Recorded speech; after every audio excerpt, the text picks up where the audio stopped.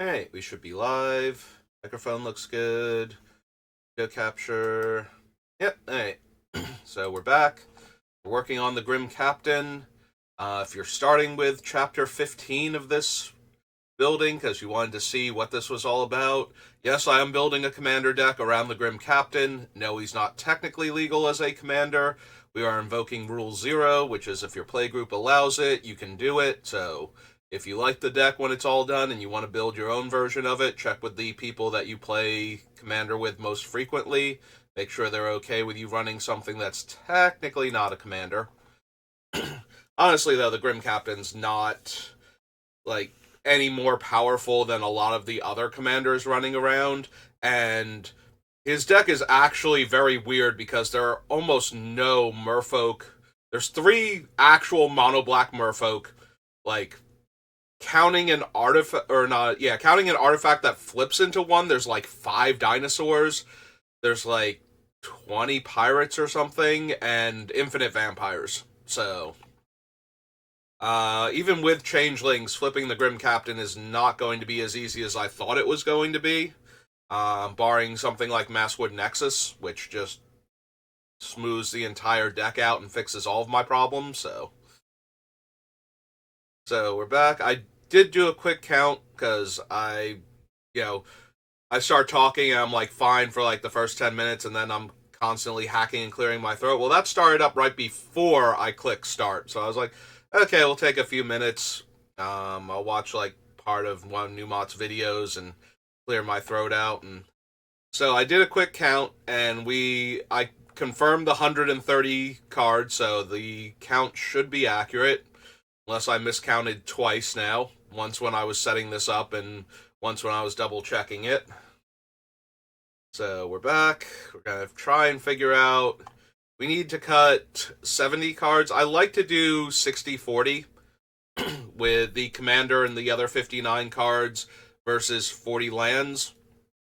I think that gives me the most consistent mana base. The Grim Captain, though, is very low to the ground as far as his casting cost goes. Um, so the Grim Captain himself is 2 mana to get down and 4 mana to flip. That's if we needed to do it in the same turn, which we probably won't. Or like early on, we're probably casting the throne just to start milling. Like turn 2 throne, start milling is probably what we want to be doing. So there might be room once we've cut down some stuff to add in like mana crypt and whatnot. But for right now, I just want to focus on getting him to his 60 spells and 40 lands, and then we can decide if I want to. Like, I could definitely see cutting a land for a mana crypt or something, just to give him like the ability to come down on turn 1 and start milling himself. It also gives me access to a couple of the other self-mill cards on the list that early.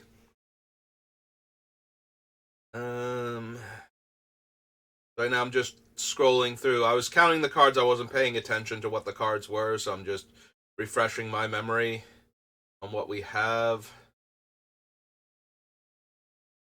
Yeah, I think the next thing might be to check how many actual pirates I have, and then possibly separate the changelings, even though there aren't that many of them, into a sublist also, because I really want to get a feel for how many of each creature type I actually have to work with.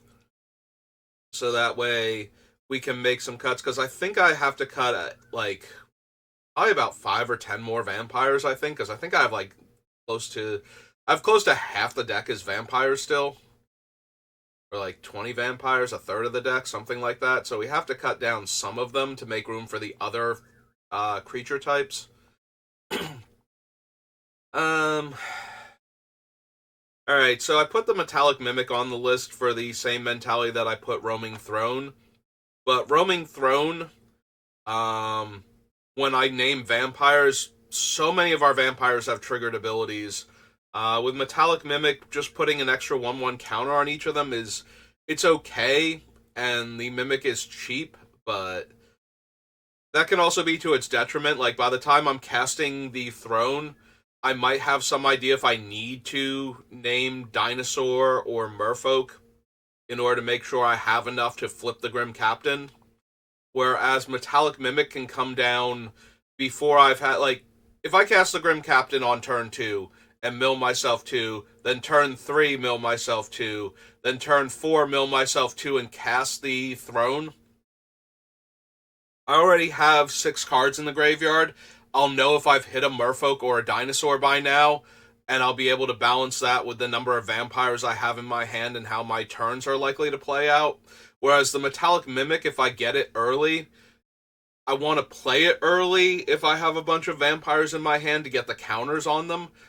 But then by the time the Throne is down and starts activating and I realize that I just have nothing but vampires, and I would probably need this thing to be a Merfolk or a Dinosaur to ever flip the Grim Captain in a realistic amount of time, it's going to be too late for that, so...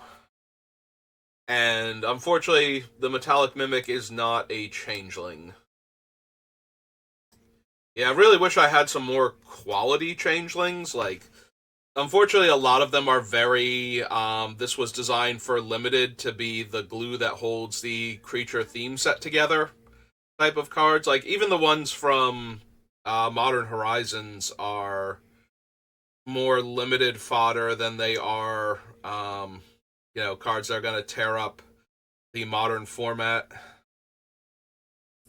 Like a 3-mana 1/3 Death Touch is a great blocker in limited and a terrible card to play in modern.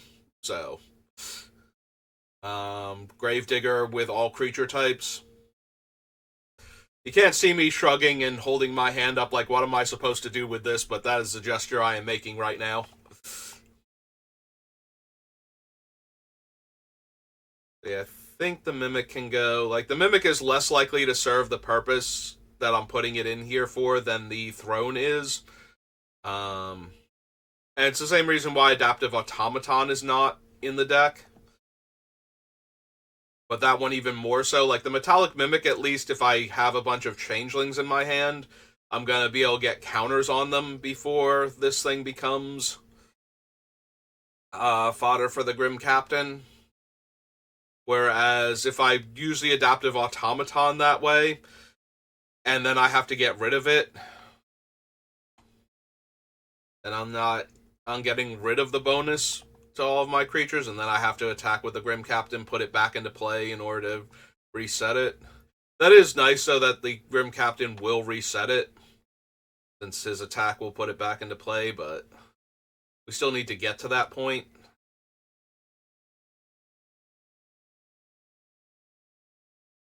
I don't know, Blood Vial Purveyor. That is the one I am the most torn over whether or not it should be in the deck. Like, 4-mana 5/6 Flample is just so good stat-wise, but I have nothing to take advantage of the opponents having blood tokens. If I were running things like Sheoldred or Megrim or something, like, if the deck were doing things along those lines where Blood Vial Purveyor is actually to the opponent's detriment to have in play, because if they crack the blood tokens, they're taking a whole bunch of damage to try and find cards, and if they don't crack them, they're taking some amount of damage. Dylan, welcome to the channel. Thank you for the follow. How are you doing today? So, Blood Vial Purveyor just... It feels bad in this deck, despite the impressive stat line, so... I keep wanting to cut it, but at the same time, 4-mana 5-power Flying Trample. Doing alright. Working on one of my stranger commander decks, since the Grim Captain has to invoke Rule 0 in order to be valid as a commander.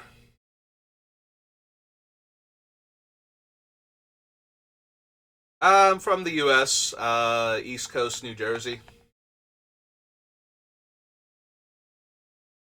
Rotting Regisaur, Silver Smoke Ghoul. Is there anything else before I start doing the pirate subcategory? We're almost at the end. Mostly Magic.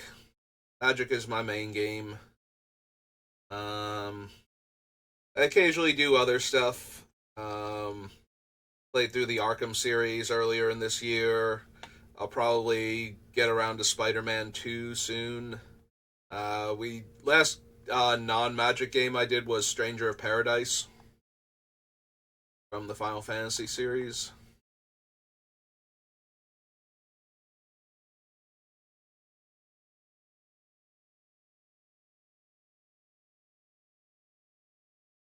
Yep, and we're at the end. Alright, so we cut Metallic Mimic, and then we'll start in on the Pirates.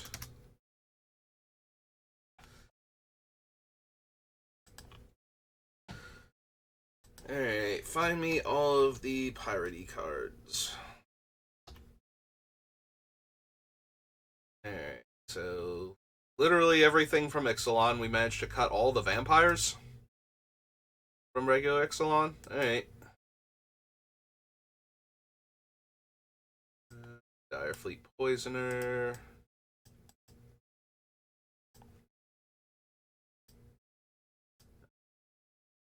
Forerunner and Plunderer.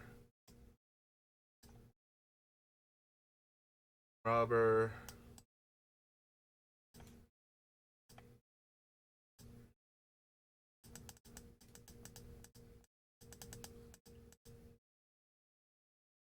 Oh, right, and Corpses of the Lost is a pirate, so those two. The Throne. Francisco and Skeleton Crew.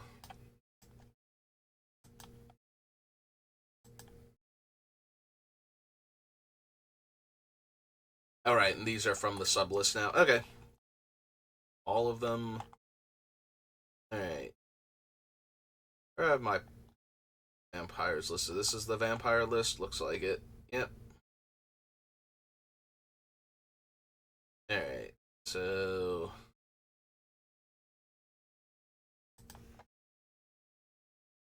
pirates here right after the vampires.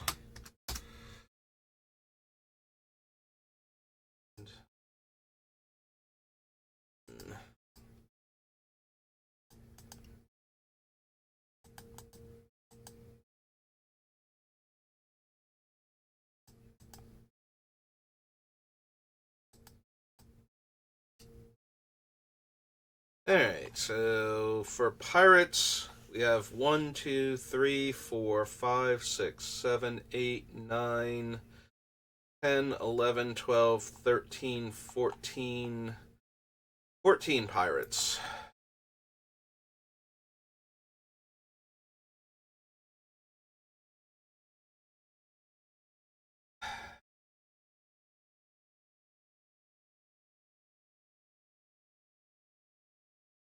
If we only have room for 60 spells, probably want like 10 pirates plus the changelings. Full-time streamer? No, this is my hobby at the moment, basically.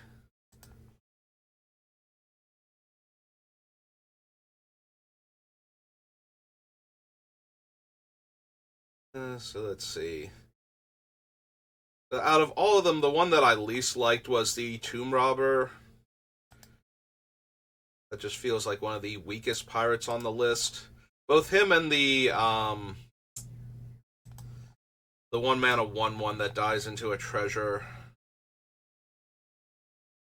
Greedy Freebooter. If it were Surveil, maybe, because we definitely want to be able to put cards in the graveyard. I stream most days. I'm a little hit and miss, especially now that we're getting closer to the holidays, but usually I stream for like an hour most weekdays and technically Sunday through Wednesday, and then usually for a couple hours on Thursday, Friday, and Saturday, because those are my days off.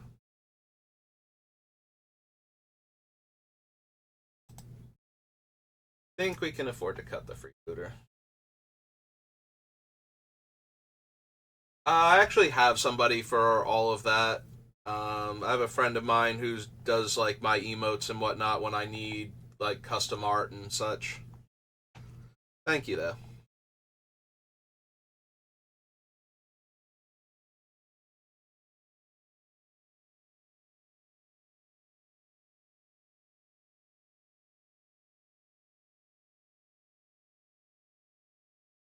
We definitely cut those two. I think we can cut two more, and then that would be good. I want to keep the tracker because I like that all of my graveyard hate is on theme for this, so I have to figure out. I guess we could cut the Hoarder. The Hoarder was put in here because it makes a treasure when it dies, and we can use that, but it's kind of low impact, and the deck is less mana intensive than I originally thought it was going to be when I put it on the list. So that one's kind of like, we have a bunch of other cheap pirates that have more impact on the board.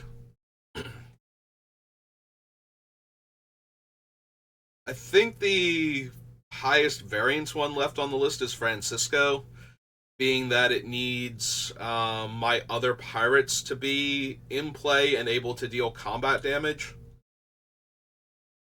Because then we're relying on the pirates plus the changelings unless we have Maskwood Nexus out.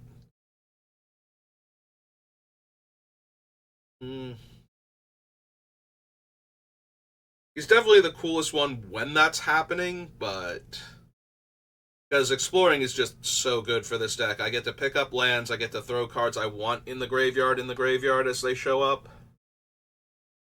Works super well with Sensei's Top and Bolas's Citadel to be able to get rid of the cards I don't want if I can trigger him.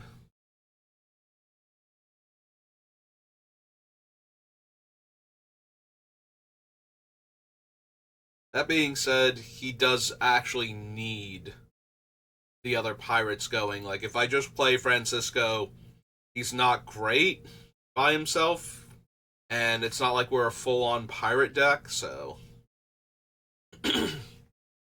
Which is a shame, because I like him. He was the only card out of the Commander set for this time around, where it's just like when I was taking the survey for how I feel about Lost Caverns of Ixalan, because as always, I have a bunch of opinions on that sort of thing. When they asked me what my favorite unique cards from the Commander set were, I'm looking at all the names, I'm like, I literally don't think I can remember what any of these are except for Francisco. Because we finally got a pirate.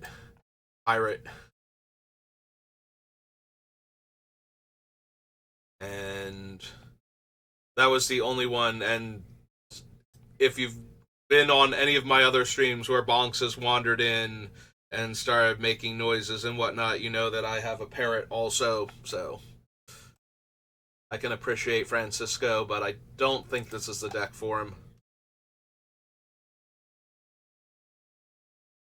Which is a shame, but... like, I feel like I can either cut Francisco, Ruthless Knave maybe, especially since I'm cutting two of the other, like, just arbitrarily makes a treasure when they die. Pirates, which would allow me to sacrifice either of them to functionally draw a card for 3 mana with the Ruthless Knave. The Knave is probably the weakest of my sacrifice outlets also. I might just be able to cut the Knave also and just go down to 9 actual pirates. Because I don't think I want to add Francisco back in while I'm cutting other pirates at that point. Because that's just weakening him further. So, yeah, let's cut these 5. I think that's good for pirates until I need more. Cut, so... Ruthless... Cisco...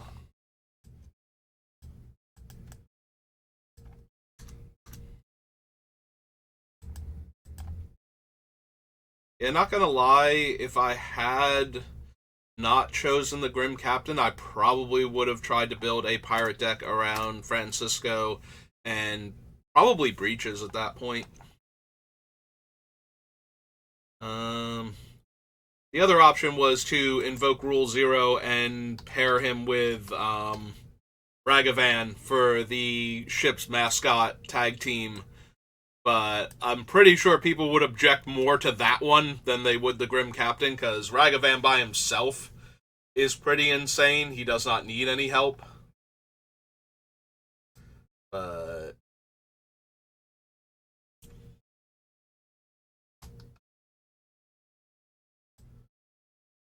But yeah. Sorry, Francisco, this is not the deck for you. I don't think. If you think I'm wrong, by all means, add Francisco into your deck and take out one of the other pirates. I wouldn't blame you. Plus, you get to run Francisco, so I think you're the one that's winning regardless. Alright, so I got 5 cards off the list. Alright, let's actually go back and look at the vampires. See which ones I still have.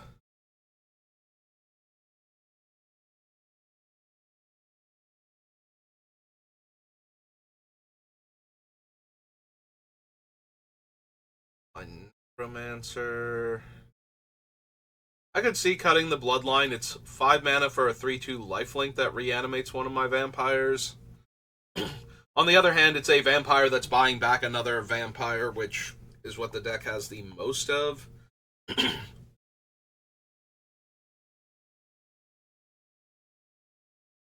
don't know. If I have to cut down to like 10 to 15 vampires, which I probably have to. How many do we have on the list right now? Too many? Way too many. So 1, 2, 3, 4, 5, 6, 7, 8, 9, 10, 11, 12, 13, 14, 15, 16, 17, 18, 19, 20, 21, 22, 23, 24, 25, 26, 27. Yeah, we need to cut so many. 28, 29, 30, 31, 32, 33, 34, 35, 36, 37, 38, 39, 40, 41, 42. Yeah, that's a lot of vampires.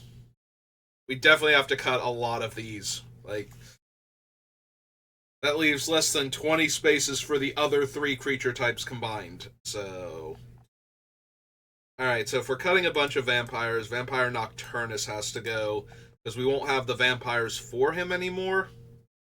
I think. The problem with that is that all of the changelings are also vampires, and we're a mono black deck. So, you know, like the changeling tokens off of Maskwood Nexus and Underworld connections can all benefit from that also. If I cut enough other vampires though, that one definitely has to go.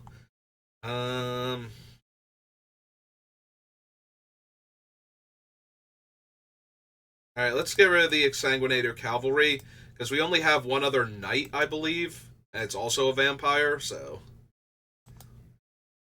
Like, the ability is fine, but not amazing. Keep the Thief for right now, keep Veto for right now.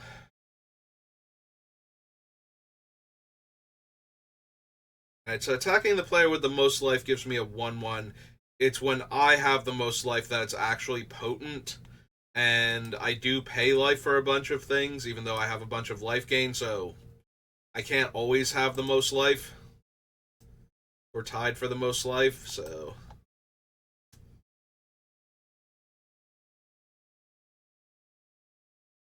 I like keeping the Spy. Yeah, let's get rid of Blood Vial. Like, I keep coming back to it as one of the things I can cut, and I think I gotta actually get rid of it at this point. Zealot's low impact, we can get rid of that one.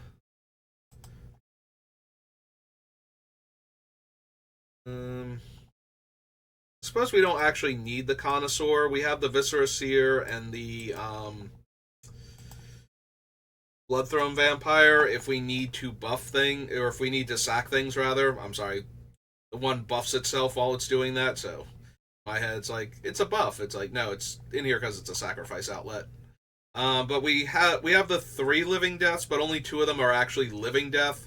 Like living death and Bringer of the Last Gift. The other one just brings all of my creatures back in Twilight's Call, so we wouldn't need to sacrifice creatures for that one. So,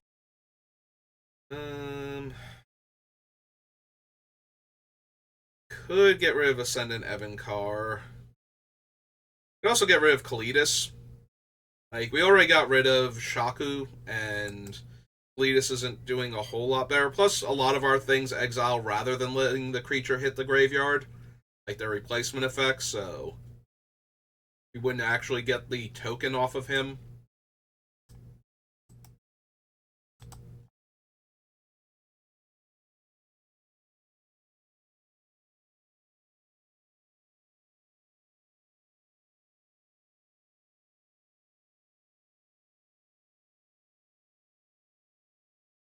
So Lord of Lineage, well, Bloodline Keeper, Lord of Lineage, kind of falls into the same category as the Nocturnus, where it's buffing all of my creatures that are vampires, so it works with all the endless vampires on this list, plus all of the changelings, and it makes vampire tokens while it's at it.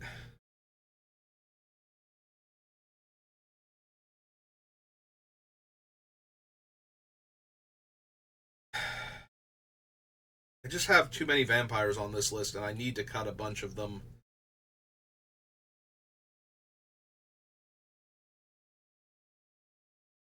I wonder if we have enough other graveyard hate that we cut the Callous Blood Mage, even though it's also a cantrip or a token maker. I think that one's close.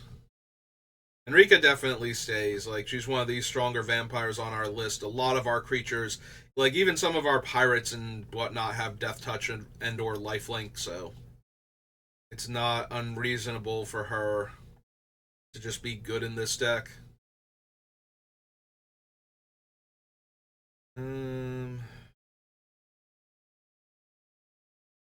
She does also buff my flyers too, but there's only like Freebooter, I think. Like, I don't have any other fly. I don't have any flying dinosaurs or merfolk, or even changelings for that matter.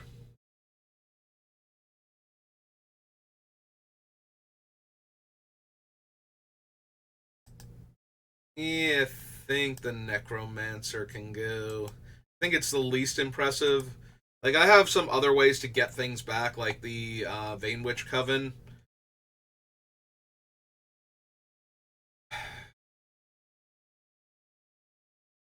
We could cut the 2 attraction vampires.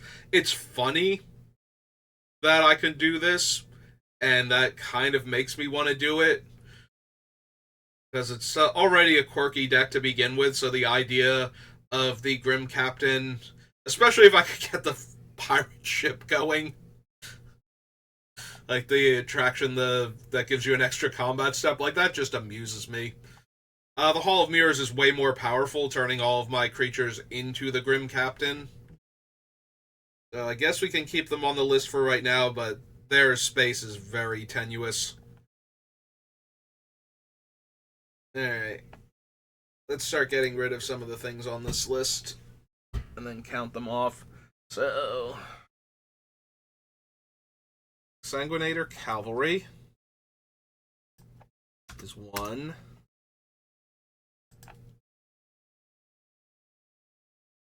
Creature of the Schism is 2.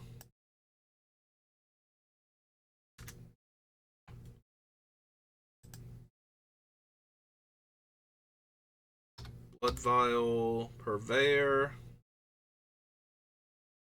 is 3.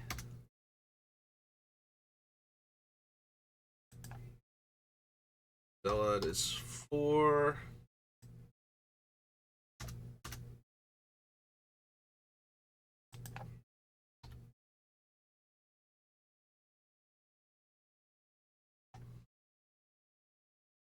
Soar is 5.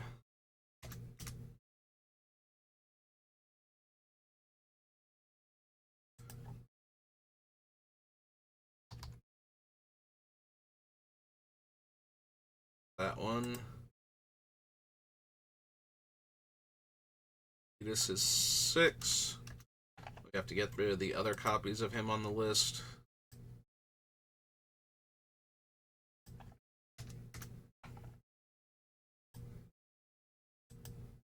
Okay. It's all of the ones for the Blood Chief.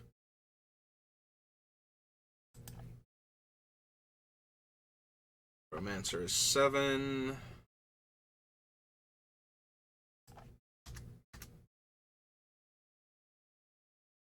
believe that's it, right? If we copy this, we'll have 8 things on the list. Yep, okay, so 7 cards gone. Brings us down to 117. Clear all.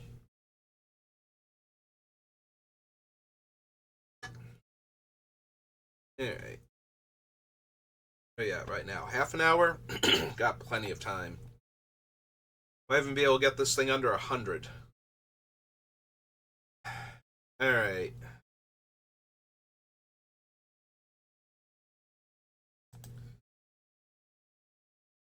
Real quick, just for clarity's sake,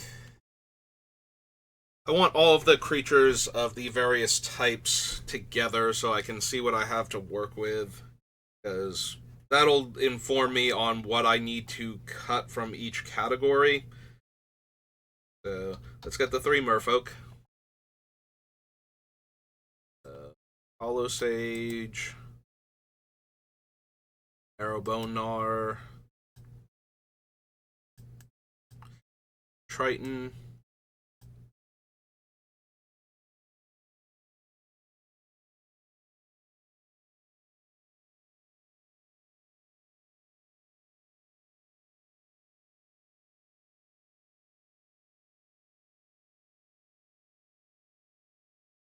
vampires, pirates, merfolk,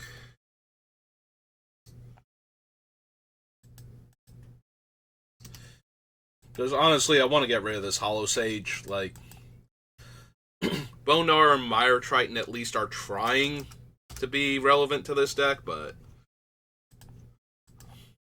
that Hollow Sage is just not doing anything.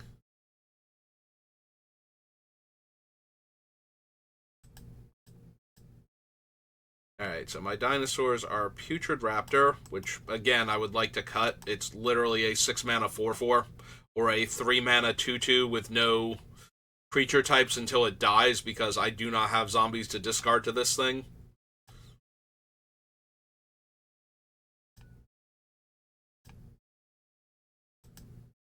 Samok, Spiketail, Fighting Regisaur,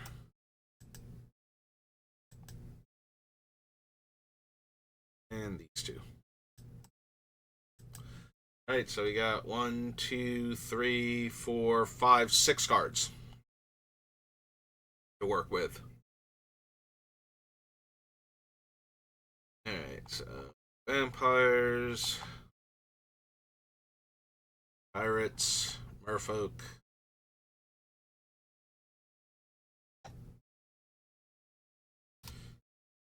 dinosaurs,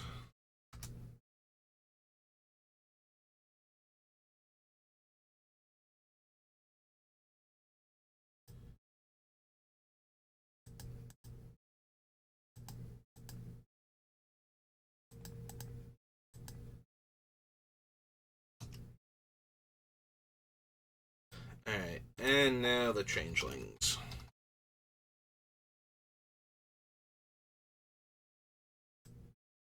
So grab you 3.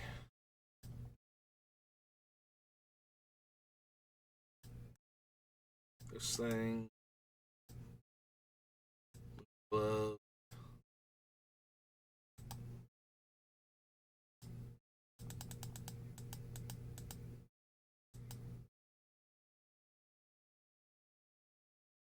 Askwood.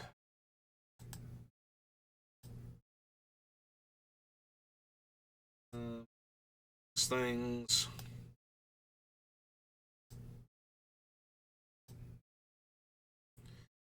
And Blackmark.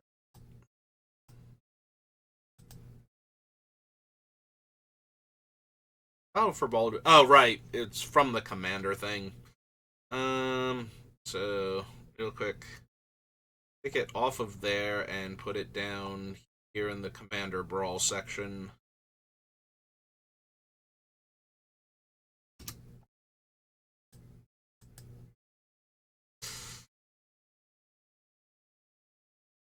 Then we have the 2 equipments that can turn a creature into whatever creature type I need it to be. Pirates, merfolk, dinosaurs, and changelings.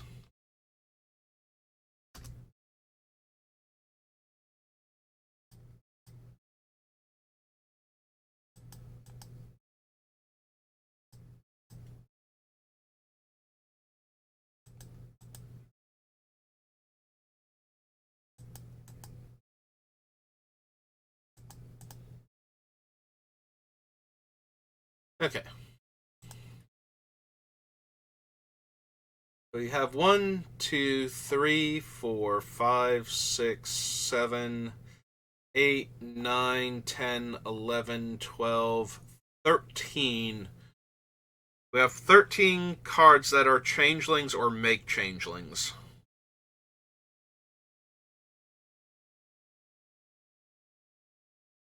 Alright, so we can probably get rid of the Universal Automaton then, since that thing is almost completely useless in this deck.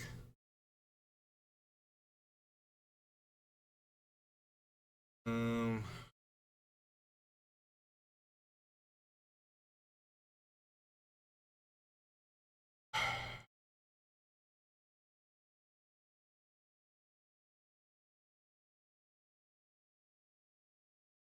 Gotta be honest, Birthing Bows is just 4 to make a changeling is just so much mana for a 2/2.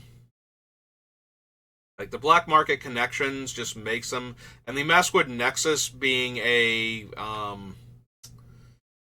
like, first of all, it's cheaper to make them, and second of all, it actually affects the dead creatures.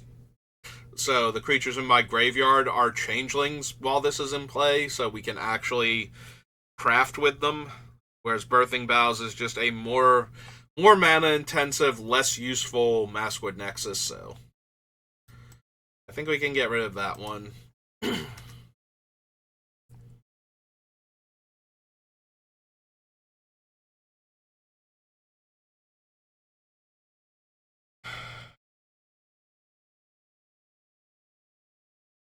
Looking at Ghostly, Skeletal, and Moonglove, because I think those are the worst ones still on the list. Like, Venomous Changeling is just a better Moonglove, unless I'm getting through for damage, and then it's still just 1 point better, so. And it doesn't require black mana when I need to have Death Touch, so. I'm going to be a little more land light than usual, because of the lower average casting cost. I might not have enough black mana lying around to be bothered with this thing. Gaining Death Touch when I could just have it for free on the other 3-drop. Yeah,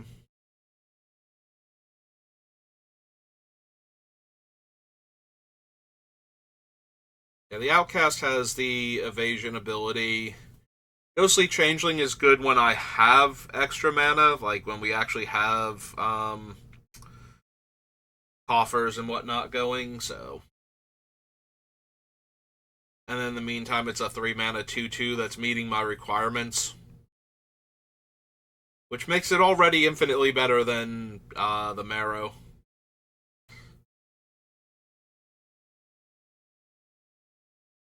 The Hollow Sage, rather.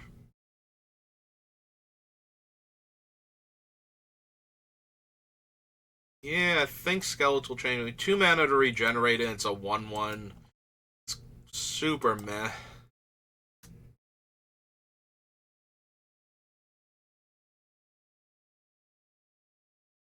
And yeah, I really just want to cut the Putrid Raptor and the Hollow Sage. Like, they are just so terrible. They're literally in here because they are the creature types, and I'm, like, hurting for creatures of those types, but. Alright, so. Let's get rid of those. 1. Birthing Bows is also here. So that's 2.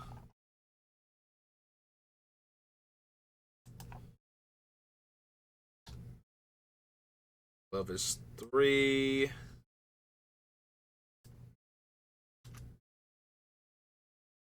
Skeletals 4.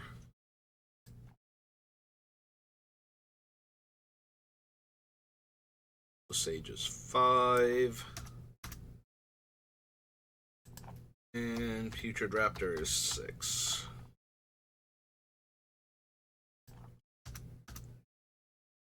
Two, 3, 4, 5, 6. Alright. Down to 111. You're all.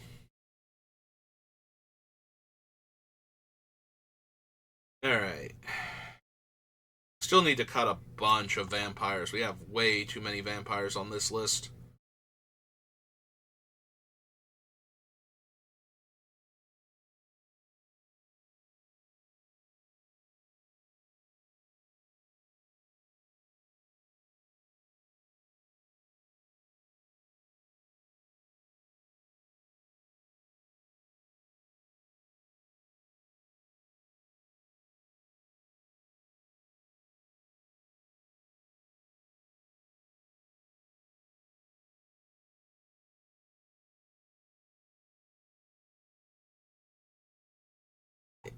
Which vampires do I want to cut?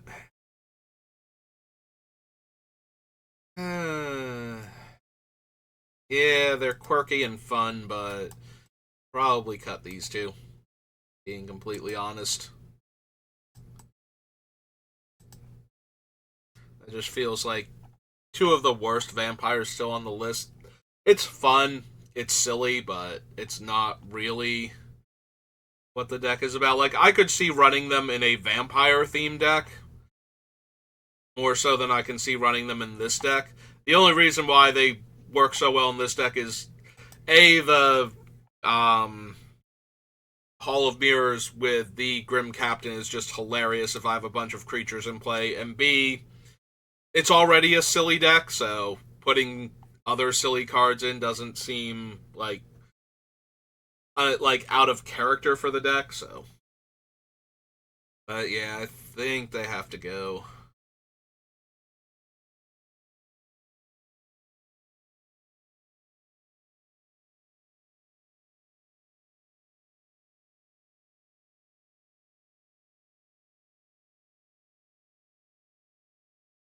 Hexmage, Nighthawk, Butcher. Just have way too many vampires, but the vampires we have on the list are all good, so it's like, oh no, I have too many good cards on the list. Army wants to cut Twilight Prophet because it never gets to do its cool thing. Like, literally had it happen twice, and one of those was in Limited with Commander Masters.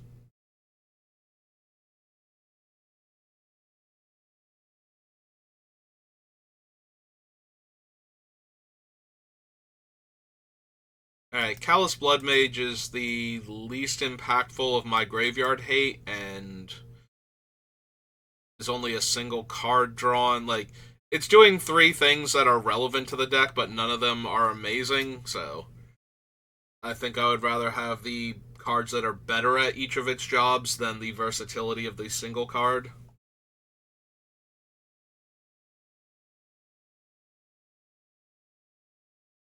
I can definitely see cutting Nocturnus and even Bloodline Keeper at this point.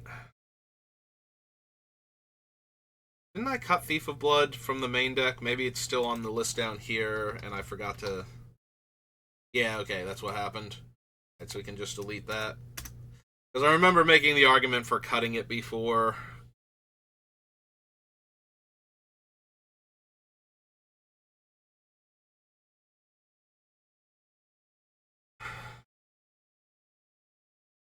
I'm looking at Marie, but then it's like... But she's one of my graveyard hate cards, so she can stay because of that. And also giving all of my changelings Death Touch when they attack. Or actually, yeah, they have Death Touch all the time while she's in play, so having my changelings all have Death Touch and the ability when they connect with a player to potentially draw me cards and make me treasure. The treasure is less useful now that we've cut the knave, but we're gonna have to do that anyway. The knave's just too low impact.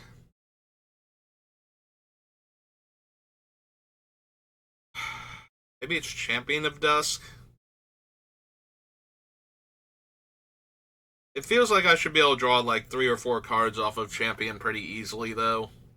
Like, always one because it is itself a vampire, but if anything, the Champion might be a problem because Messwood Nexus and a solid board state might make this thing dangerous to cast.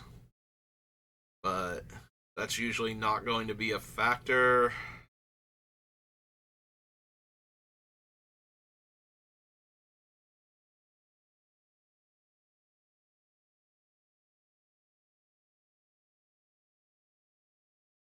Definitely want to keep the Trader of Get because it's another graveyard hate. I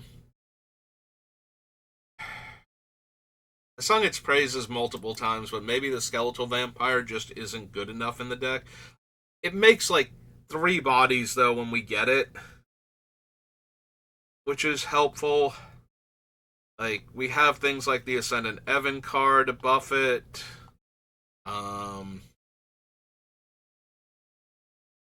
Also, they're just small flyers, which are good for things like, you know, Monarchy and Initiative and damaging Planeswalkers a lot of the time. The only downside is that they're not vampires themselves, they're just bats. So they don't get, like, a lot of the bonuses they could be getting.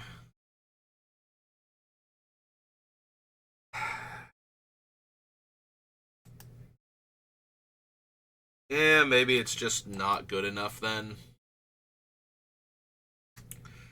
Sorry, Skeletal Vampire. Like, I like the Skeletal Vampire, but if I'm being honest, I would rather have Blood Witch, for example, in this deck, or any of the Dranas. Um,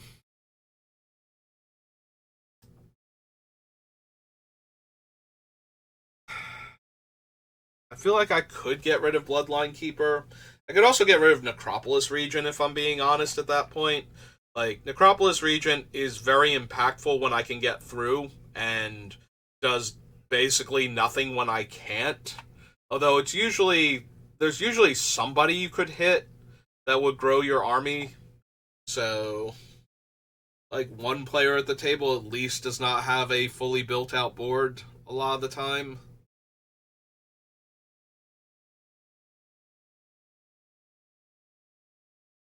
You could do a ton of damage to them and then have creatures big enough to threaten the rest of the table. But that's still not the best. It's also not the worst.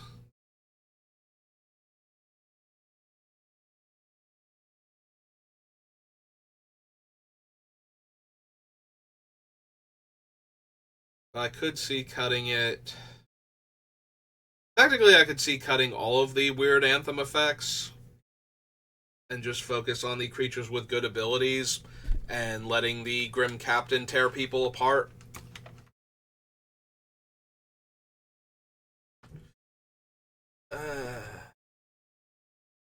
Alright, so we're cutting these 4, so let's go ahead and do that. So, Skeletal Vampire.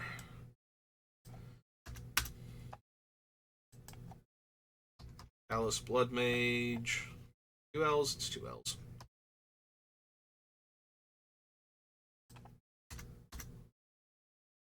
And then down to Unfinity to literally cut everything from it.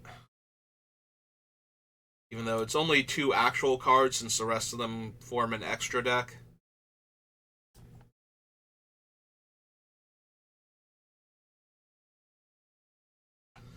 Alright, so 1, 2, 3, 4. 107. Clear all. Alright.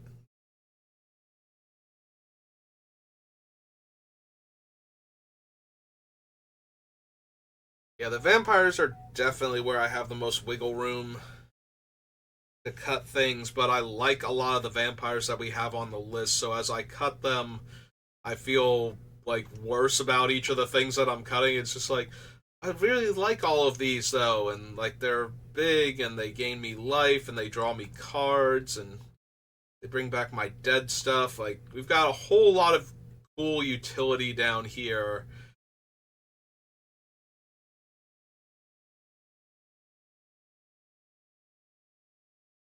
Alright. Got like 10-ish minutes left. Let's cut a few more vampires. Alright, so we have self-mill and we get value from that for having Bloodghast. That being said, Bloodghast is a 2-1. And near the end of one of the opponent's games, we're gonna, like, when one of the opponents is about to die, it has haste. I have a bunch of other cheap creatures, and the Grim Captain itself gives me something to do on turn 2, basically every single game of Commander. So, like, it's good value just to be able to get this thing back, but it's kind of low impact, and I'm not making the most out of it coming back. Like, we have two sack outlets left, and one of them is a 1/1 that gets +2/+2, which also might go. We might just keep Viscera Seer as my main I'm going to sacrifice a creature here card. So,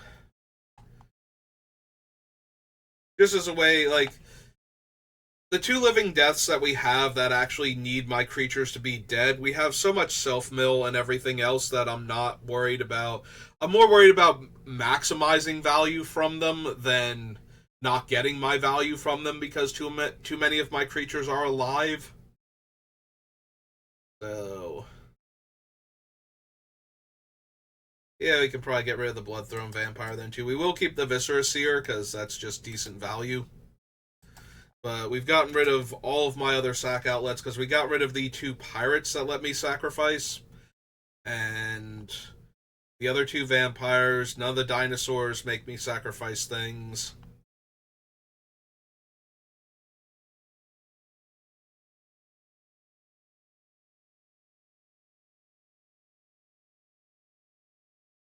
Yeah, okay. So we get rid of these 2. Gas, Blood Throne. Bloodletter of Aclazotz is getting kind of nervous down there. Starting to see a pattern developing. Especially if I get rid of the Bloodline Keeper.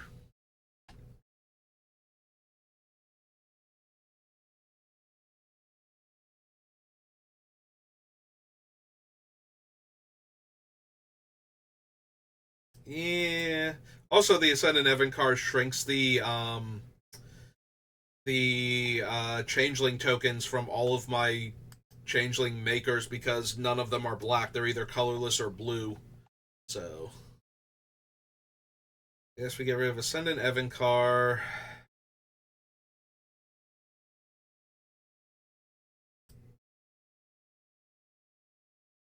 Probably the Bloodline Keeper too.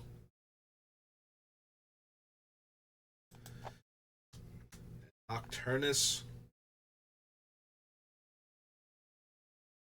Nocturnus might be the strongest one that I'm cutting because a lot of these vampires are like ground creatures, so actually giving them their flying back that vampires used to just get by default, super helpful for them.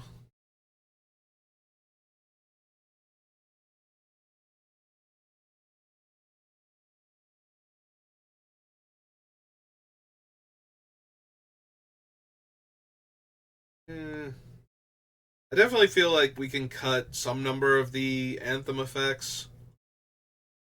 Ascendant Evencar kind of makes sense because you do have a bunch of colorless creatures that he would be detrimental to, but not outright kill.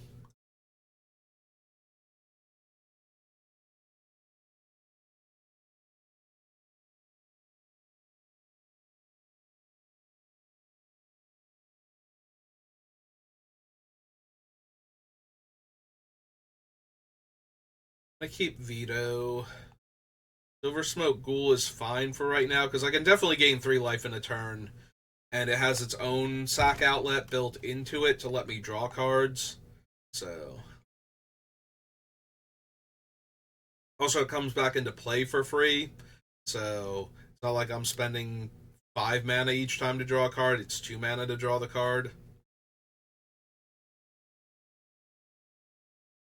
I do have to gain the life on my turn, but most of my life gain is from lifelink anyway, so as long as I can attack comfortably.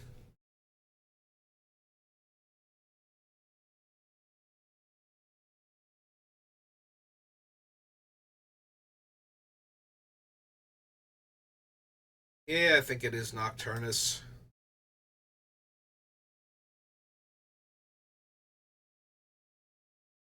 Like, the biggest thing about losing the Nocturnus is if I ever get Maskwood Nexus down, all of my things being vampires, like giving all of the pirates and merfolk and dinosaurs +2/+1 in flying.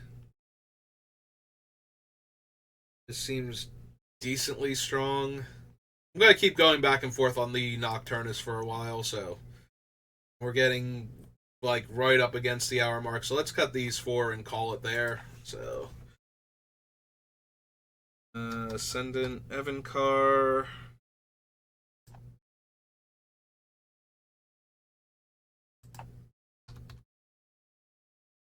All of the bloodline. Or all of the blood things. Bloodline Keeper.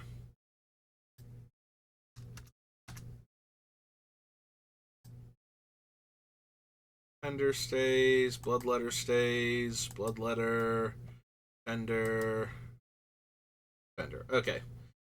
Next up, Blood Throne.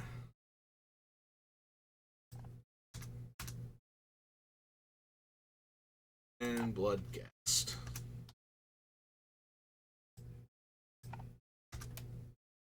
Alright, so 1, 2, 3, 4 more cards off the list. Brings us down to 103, so we almost got under 100 today. Alright, well, that's going to do it for me for today. Let's see, it's Wednesday. Planning on doing Christmas shopping tomorrow, so I might not be on until later, and when I do get on, it will probably be to draft. I think the stupid alchemy cards come out for Lost Cavern, so we might do like one or two of those. Wilds of Eldraine, weirdly enough, the alchemy cards didn't feel like they just printed words on cards and threw them in there with like zero playtesting.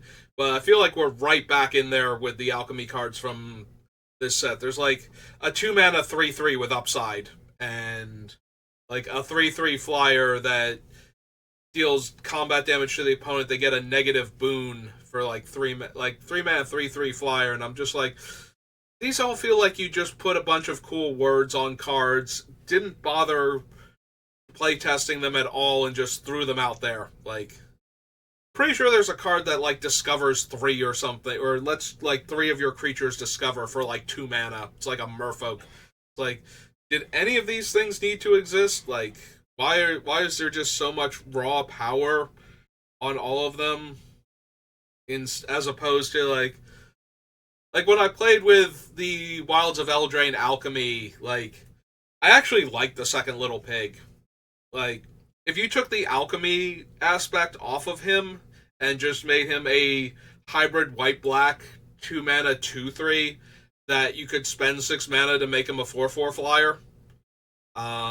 Or 4 mana. No, it's not even 6 mana, it was 4 mana to make him a 4/4 flyer. I'm like, that's just a good card. Like, the alchemy thing almost never comes up with him, like, unless he dies and comes back. Like, you return him with like the white card and then he gets a young hero roll or something. Like, that card barely feels like an alchemy card. And same with the first Little Pig. Like, you could have just as easily had him worded like something else, like give him a counter or something, or put a counter on him and he can't use the ability if he has the counter on him, since it's a lot harder to remove counters than it is to add them.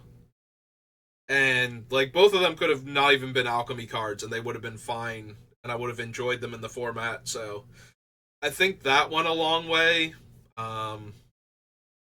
Some of the cards were potent, but none of them felt insane. But a lot of the ones in this one, just reading them, I'm like, these are dumb. Like, why would you ever do this? It does not feel like you bothered. Like I said, it feels like they just wrote words on cards and then did no playtesting and released them. Like, it's just so like alchemy always bothered me, but Wilds of Eldraine for some reason like the cards felt very um good but not insane in the format. Like you could do fun things with them and they were potent, but they weren't the dumbest thing you could possibly be doing. Like I think only the Gemstone Overseer fell into that category. Like she was absolutely nuts. Um but most of them, like even Overcooked, felt like you had to work a little bit, and once you did that work, it was crazy. But yeah, I think Gemstone Overseer, whatever it is, the 3 mana 3/3 that shuffles all of the dwarves into your deck and makes all of the dwarves cantrips, was like the most dumb degenerate card from that particular alchemy, and all the other ones felt like powerful but not insane. So, but this one, if most of them feel like they're just insane, like they're just tons of value for what they are and no drawbacks at all. So, anyway, that's enough ranting about alchemy. I might do a game or two of that just to do it, but then I'll probably switch back over to best of three after that. So yeah, late start tomorrow most likely, but we should still play a little bit of Magic, so I will see you then. So thank you for watching, and have a good rest of your day.